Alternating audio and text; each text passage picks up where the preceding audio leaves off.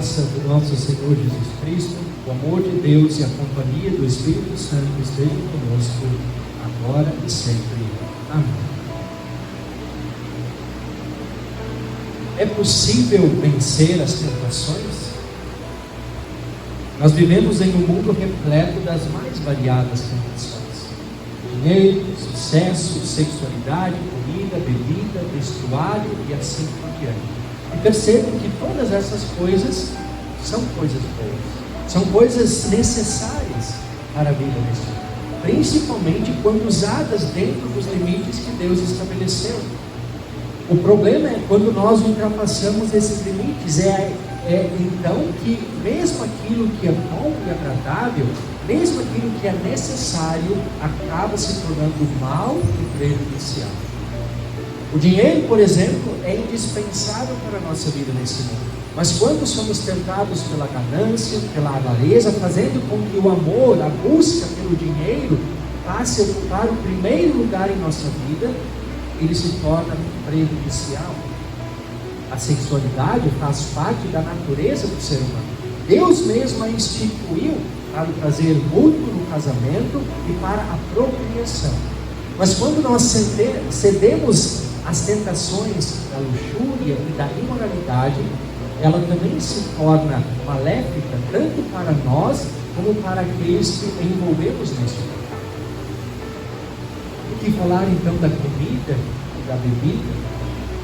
Sem comer e beber nós sequer sobreviveríamos neste mundo. Mas também comer e beber em excesso são tentações contra as quais temos de lutar. Até mesmo vestuário, roupas, calçadas, que são fundamentais também para nós, eles podem se tornar tentações quando o desejo de comprar compulsivamente passa a nos dominar. Será que é possível lutar contra essas tentações? Será que é possível vencer essas tentações? Um dos principais objetivos do diabo, nosso maior inimigo, é justamente deturpar aquilo que é bom e agradável. E foi isso que ele fez desde o início, quando tentou Adão e Eva. E é isso que nós queremos analisar a partir de agora. A estratégia que o diabo usou para tentar nossos primeiros pais. Na primeira fala do diabo, lá no versículo 1 do capítulo 13, ele disse: é verdade que Deus disse, não comam do fruto de nenhuma árvore do jardim? O diabo, ele questiona a palavra de Deus, distorce a palavra de Deus. Ele põe em dúvida a ordem que Deus deu. E Eva então confirma literalmente a ordem que Deus tinha dado. E é então que lá no versículo 4, o diabo, ele rejeita, ele nega a palavra de Deus. Ele diz: é certo que vocês não morrerão. Deus tinha dito: o dia em que vocês comerem do fruto dessa árvore, certamente morrerão. O diabo aqui diz: é certo que vocês não morrerão. Ele nega a palavra de Deus. É como se ele estivesse chamando Deus de mentiroso. E por fim ele diz: porque Deus sabe que no dia em que dele comerem, os olhos de vocês se abrirão, e como Deus vocês serão conhecedores do bem e do mal. Então ele coloca Deus como um vilão, Deus como aquele que quer o mal do ser humano. O diabo, ele oferece a Eva o poder de estabelecer o seu próprio padrão do que é certo e do que é errado, de ela mesma definir por si mesma a verdade. A tentação maior a que Adão e Eva foram expostos é o desejo de ser igual a Deus, de determinarem eles mesmos os padrões de bem e de mal, guiando suas próprias vidas de acordo com suas vontades e desejos. Até então, somente Deus conhecia o mal, não por fazer parte do seu caráter. Deus, não há mal no caráter de Deus, mas por Deus entender a natureza destrutiva do mal. Adão e Eva até então não conheciam o mal, eles só conheciam o bem. Só que a partir da queda, eles não apenas passaram a conhecer o mal, como sentiram na pele o poder destrutor do mal. Não apenas eles, mas todos os seres humanos que vieram depois deles. O que chama a atenção na estratégia do diabo é a sua lábia, o seu poder de persuasão. Eu costumo falar isso com os confirmandos, que em muitos filmes o diabo ele é retratado como uma figura aterrorizante, que só de olhar já nos deixa espantados, amedrontados. Mas eu sempre digo, essa figura não caracteriza o diabo. Pensem comigo, vocês fariam, ou melhor, vocês se aproximariam de algo amedrontador, aterrorizante, e vocês têm a certeza de que causaria algum mal para vocês? É claro que não. Vocês se afastariam, ficariam longe. Vocês fariam em sã consciência alguma coisa que vocês sabem que vai prejudicar bastante a vida de vocês? Óbvio que não. E o diabo, ele sabe muito bem disso. Por isso, ele jamais vai se apresentar como alguém terrível e amedrontador.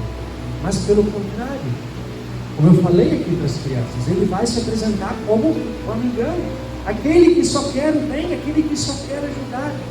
O diabo ele jamais vai fazer parecer prejudicial alguma coisa errada que ele quer que você faça, mas ele vai convencer você de que aquilo será a melhor coisa para a sua vida. Deus usou a serpente no jardim do Éden. A serpente era um animal doméstico. Ele usou a serpente, justamente alguém que sabia que seria amigável. E assim que ele age. E para colocar em prática essa estratégia, ele se utiliza dos seus aliados neste mundo. O próprio mundo, pessoas que já estão na dele, que já estão afastadas do caminho correto e que acabam sendo seus colaboradores.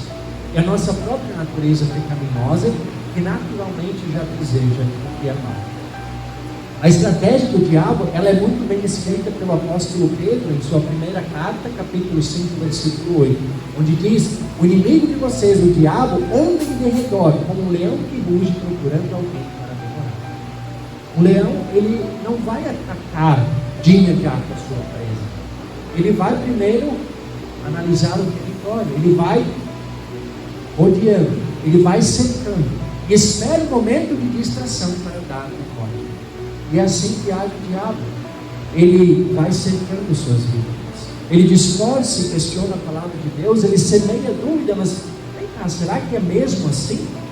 Ele nega a verdade, ele faz parecer certo aquilo que é errado e parecer errado aquilo que é certo. Ele cria a ilusão de que liberdade é a pessoa seguir os desejos pecaminosos do próprio coração.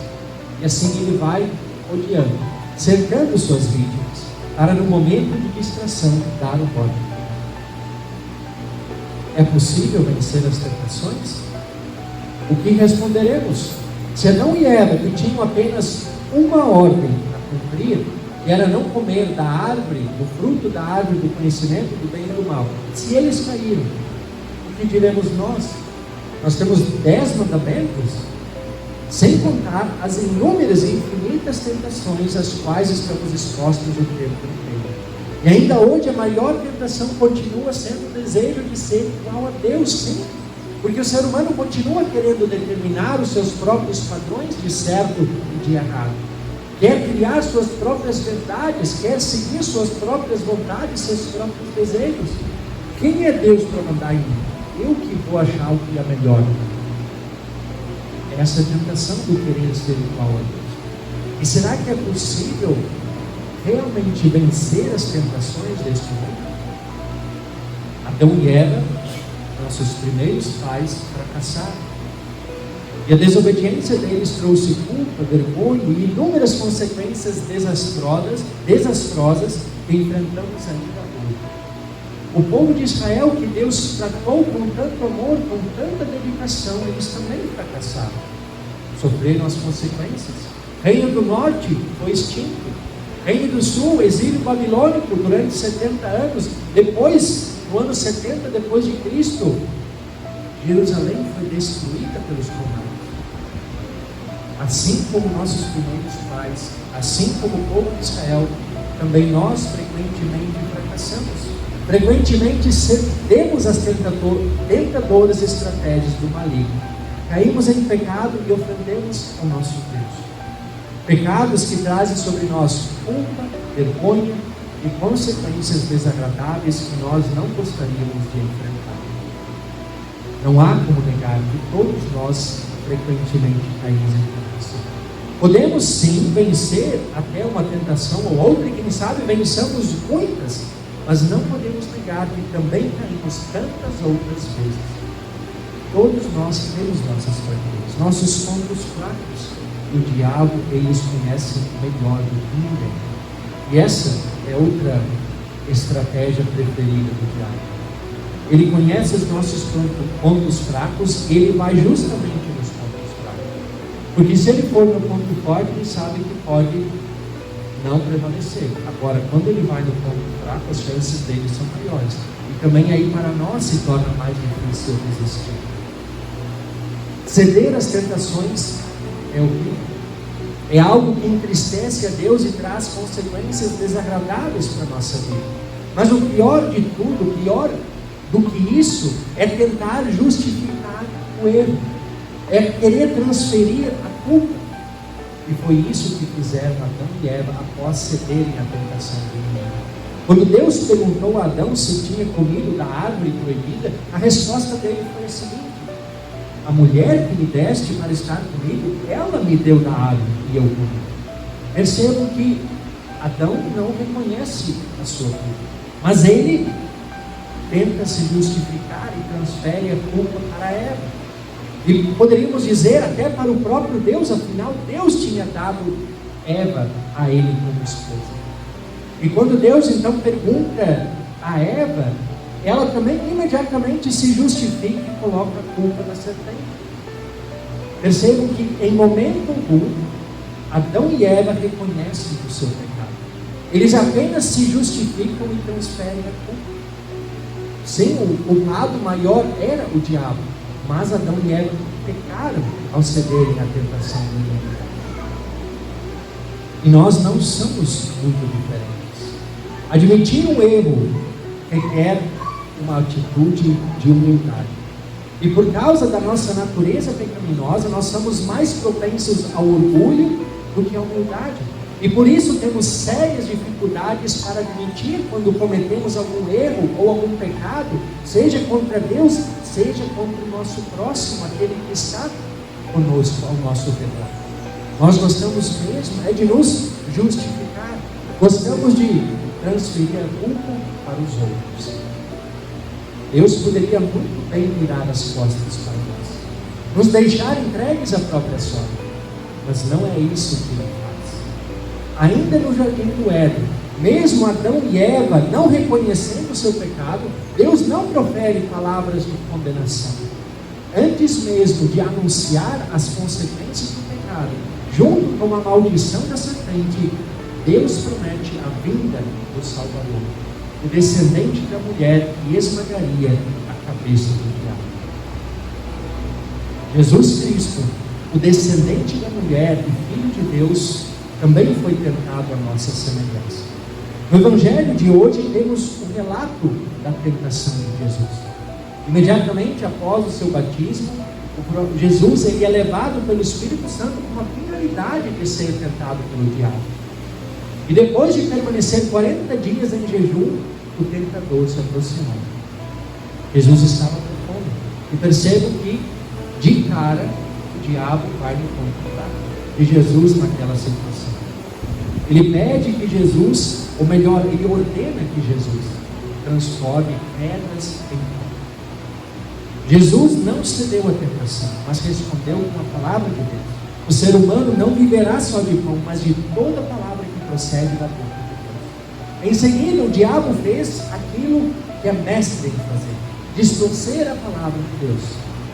E aí, usando o Salmo 91, ele desafia Jesus a pular da parte mais alta do templo. Novamente, Jesus responde com a palavra de Deus: não põe à prova o Senhor seu Deus. Por fim, o diabo oferece a Jesus glória, honra, poder em troca de adoração. E aí Jesus repreende essa frase: saia daqui. E responde: adore o Senhor seu Deus, e preste culto somente a Ele. Novamente Jesus usa a palavra de Deus. Então o diabo deixou a Jesus e vieram anjos para servir. Nas 3 tentações, Jesus se utiliza de textos, de situações lá do Antigo Testamento em que o povo de Israel foi tentado e caiu. E Jesus não faz isso como uma provocação. Viram só? É assim que se faz. Ele não faz isso para se auto-engrandecer, para se vangloriar. Mas ele faz isso para mostrar que a perfeição que não existiu no povo escolhido de Deus, a perfeição que não existe em nenhum de nós, e nunca existirá em nenhum ser humano sobre a face da terra, essa perfeição está nele. Jesus, ele fez isso porque nós éramos incapazes de fazer. Jesus vence as tentações do diabo por nós, em nosso lugar, para que nele tenhamos o perdão todas as vezes em que fracassamos diante das tentações. O autor da carta aos Hebreus, ele afirma, capítulo 2 e depois capítulo 4: pois naquilo que ele mesmo sofreu quando foi tentado, é poderoso para socorrer os que são tentados. Porque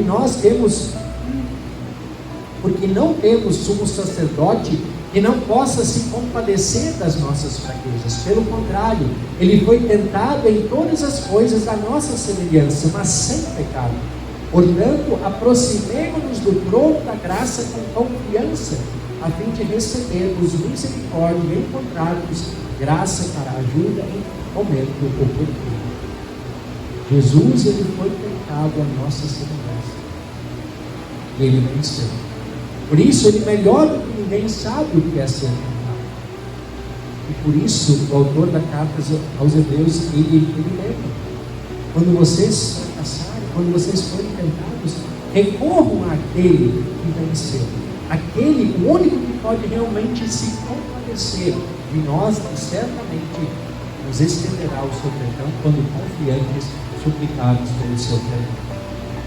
Também o apóstolo Paulo, na nossa epístola de hoje, ele nos lembra: portanto, assim como por uma só ofensa veio o juízo sobre todos os seres humanos para condenação, assim também por um só ato de justiça veio a graça sobre todos para a justificação que dá vida. Porque como pela desobediência de um só homem muitos se tornaram pecadores, assim também por meio da obediência de um só muitos se tornarão justos. A nossa justiça diante de Deus, o olhar amoroso de Deus sobre nós, ele não depende de algo que está em nós, mas está em Cristo. Somente em Cristo, que por meio da sua vitória nos concede o perdão dos pecados, a paz com Deus e a certeza da salvação. Em Adão, nós somos pecadores, mas em Cristo, pela fé nele, nós nos tornamos justos aos olhos de Deus. É possível vencer as tentações? É claro que é possível, mas não todas, e nem sempre, e jamais sozinho. Podemos vencer muitas tentações, mas sempre voltaremos a cair, e essa será a realidade enquanto estivermos neste mundo. Devemos nos conformar com isso? Não. Isso sempre é algo que deve nos entristecer, e devemos lutar contra isso, mas também não devemos nos esperar quando fracassarmos. Nessas horas, em vez de tentar nos justificar, em vez de tentar transferir a culpa para outros, nós devemos humildemente reconhecer o nosso erro, o nosso pecado, e a Deus confessar: Senhor, pequei contra Ti, tem misericórdia, perdoa. Nesses momentos devemos nos apegar firmemente ao único perfeito que existiu sobre a face da terra, o homem Deus Jesus Cristo, aquele que venceu as tentações em nosso lugar. E lá na cruz, ele esmagou a cabeça do nosso maior inimigo. O salmista Davi diz em nosso salmo, Salmo 32, salmo de hoje: enquanto calei os meus pecados, envelheceram os meus ossos pelos meus constantes gemidos todos os dias, porque a tua mão pesava dia e noite sobre mim, e o meu vigor secou como um verão. Confessei-te o meu pecado, e a minha iniquidade não mais ocultei. Eu disse: confessarei ao Senhor as minhas transgressões, e tu perdoaste a iniquidade do meu pecado. Davi, grande rei Davi, aprovado por Deus, o melhor rei de Israel, ele também fracassou. Ele também cometeu muitos e graves erros. E ele, nesse salmo, reconhece que somente encontrou paz e alívio quando confessou o seu pecado, quando recebeu o perdão de Deus. Sigamos o exemplo do salmista. Quando fracassarmos, quando falharmos, confessemos os nossos pecados e confiemos no perdão que temos em Jesus Cristo. Somente perdoados e firmados em Jesus Cristo, nós encontraremos paz e alívio ao coração. É a paz que o perdão nos oferece e também nos capacitará a resistirmos às tentações que forem surgindo. Pois a gratidão por tudo aquilo que Cristo fez e continua fazendo por nós, já não nos permite que nos conformemos com a vida no pecado. Pelo contrário, lutaremos contra as tentações. Não nos conformaremos com elas. Assim como o próprio Jesus Cristo fez, nós podemos e devemos buscar refúgio na palavra de Deus. É aqui que nós nos firmamos em Cristo. É aqui que nós encontramos o perdão e forças para resistir às tentações do maligno. Faremos isso, buscaremos refúgio na palavra. Nós precisamos também ter a consciência de que a perfeição jamais vai ser alcançada. Perfeição somente na eternidade.